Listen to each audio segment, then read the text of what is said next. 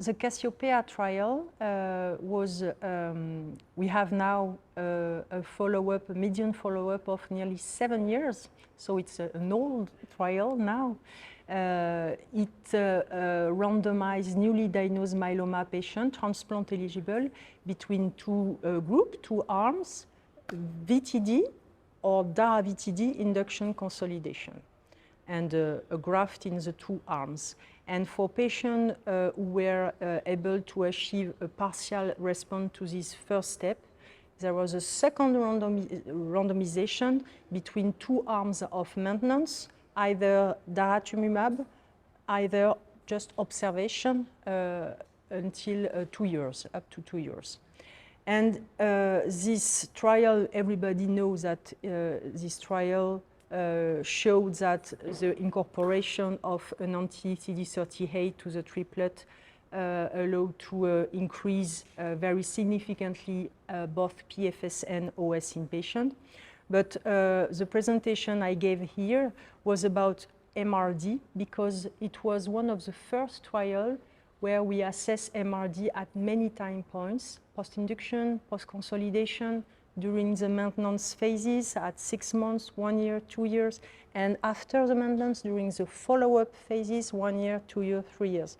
And this is important because we now know that one and negative MRD time points, it's good, but it's better to have a sustained MRD negativity. So this follow-up is very important.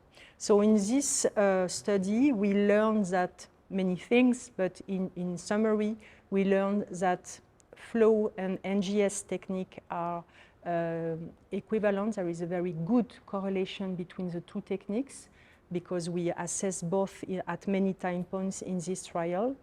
We learned also that to reach a negative MRD at post-induction is very important in terms of PFS, and it shows to us how it is important to optimize this induction phase of treatment in myeloma.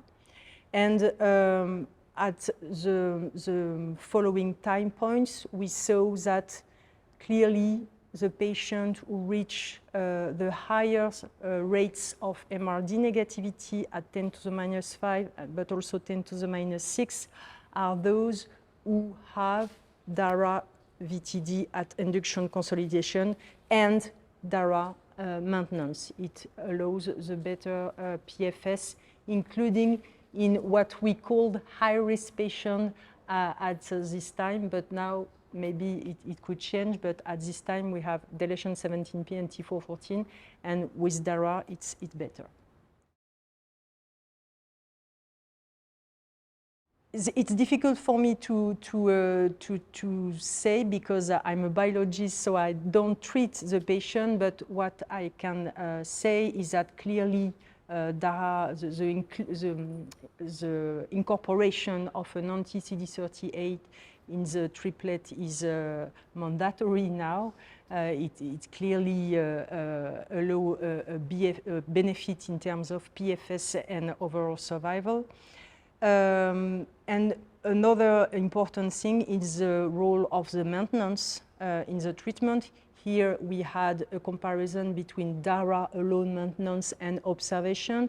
We saw other clinical trials such as Perseus and Auriga when Dara was combined with lenalidomide versus lenalidomide alone.